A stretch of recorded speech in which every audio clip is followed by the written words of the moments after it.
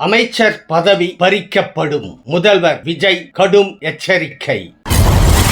இனி பள்ளிகளில் ரீல்ஸ் போடக்கூடாது, முதல்வர் விஜய். பேருந்து கட்டணத்தை உயர்த்த வேண்டாம், முதல்வர் விஜய் அட்வைஸ். லாக்அப் மரண விவகாரத்தில் சமரசம் கிடையாது, அமைச்சர் சிடிஆர்.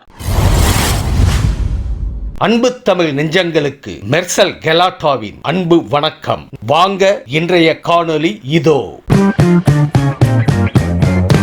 தவறு செய்தால் அமைச்சர் பதவி பறிக்கப்படும் என்று முதல்வர் விஜய் கடுமையாக எச்சரித்துள்ளார். தலைமைச் செயலகத்தில் இன்று அமைச்சரவை கூட்டம் நடைபெற்ற நிலையில் அதில் பேசிய அவர், எனது தலைமையிலான அரசு ஊழலற்ற அரசாக இருக்க வேண்டும், தெரிந்தவர்கள் தெரியாதவர்கள் என்றெல்லாம் பார்க்க மாட்டேன், தவறு செய்தால் உடனே அமைச்சர் பதவியை பறிப்பேன் என்று அனைத்து அமைச்சர்களின் முன்னிலையிலும் பகிரங்கமாக கூறியுள்ளார்.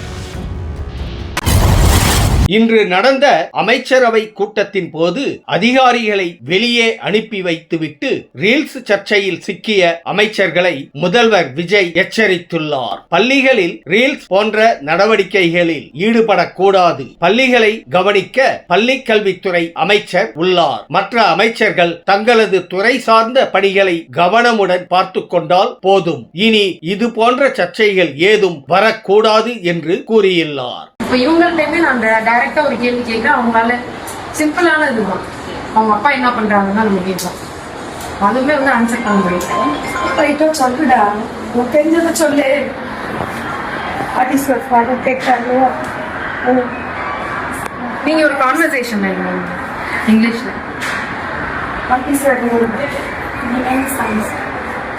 கிளியரான சென்டென்ஸ் கேட்க சொல்லலாம் ரிலேட்டடா. What is your father? My father is father என்ன பண்றாங்க? What is your father's profession? profession. Father profession is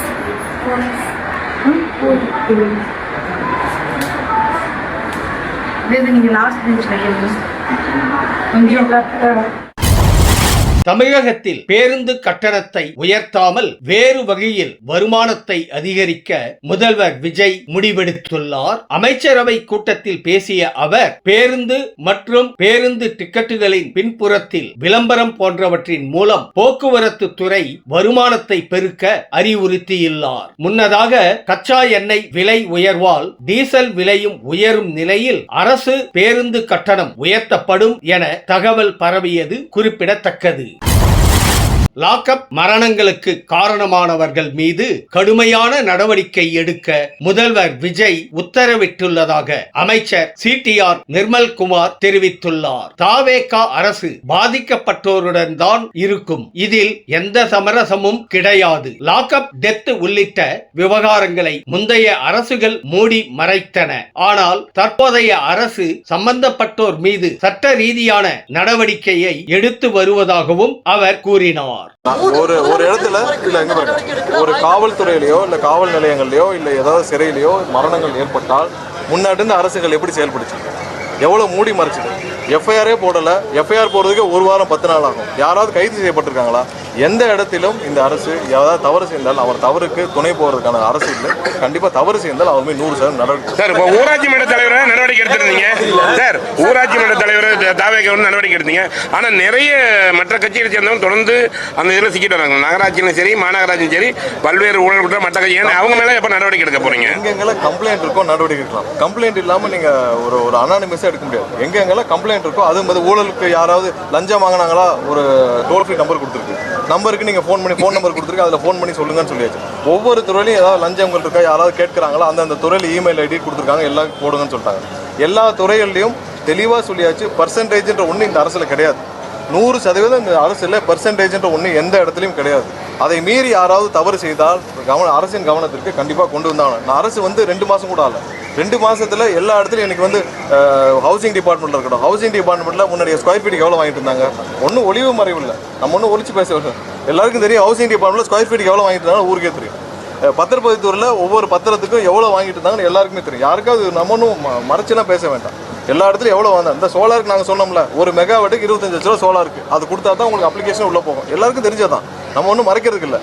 இப்போ இந்த அரசு வந்த பிறகு அனைத்தும் நிறுத்தப்பட்டது, எல்லா இடத்துலையும் நிறுத்தப்பட்டிருக்கு. பத்திரப்பதிவுத்துறையில் அனைத்து மாறுதல்களும் செஞ்சுக்கிட்டே இருக்காங்க. கண்டிப்பாக அதை சீரமைக்க வேண்டிய 100% சீரமைக்க வேண்டிய கட்டாயம் இருக்குது. எல்லா இடத்துலையும் இருக்குது. பொதுமக்களும் உங்களுக்கு யாராவது பணம் கேட்டால், முதல்வர் அன்னைக்கு சொன்னது என்ன, பொதுமக்கள் யாராவது பொதுமக்கள் உங்களுக்கு அரசு துறையில் யாராவது பணம் கேட்டால், லஞ்சம் கேட்டால் கவனத்திற்கு கொண்டு வருவது பொதுமக்களுடைய கடமை. நீங்கள் பத்திரிகை நண்பர்களுடைய கடமை. நீங்கள் கொண்டு வாங்க, கண்டிப்பாக 100% நடவடிக்கை எடுக்கப்படும். அதெல்லாம் நிறுத்த வேண்டிய வேலையை தான் அரசு முதல்வர் எங்களுக்கு உத்தரவிட்டிருக்காங்க. அதுதான் 100% நாங்களும் செய்வோம்.